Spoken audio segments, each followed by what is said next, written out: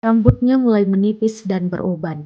Namun, Syamsuddin Umar sosok membawa PSM Makassar juara Liga Indonesia 1999-2000 penuh senyum sumringah.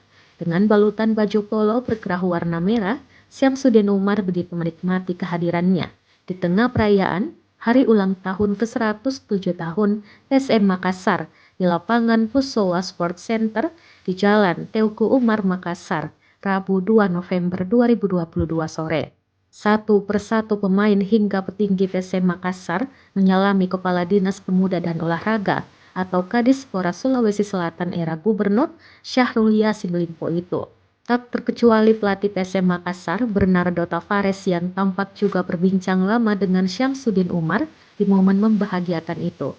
Syamsuddin Umar di momen itu menitipkan pesan optimismenya kepada Bernardo Tavares bahwa di Liga 1 2022-2023 ini PSM Makassar bisa juara.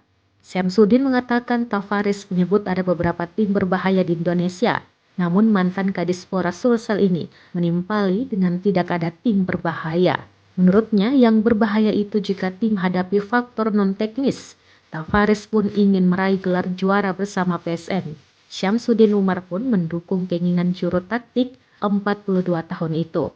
Selain itu, Direktur Utama PSM Makassar, Sadikin Aksa juga mengharapkan PSM di usia 107 tahun bisa semakin maju. Apalagi PSM dalam tren positif di Liga 1 2022-2023 belum terkalahkan di Liga 1 musim ini dari 10 pertandingan.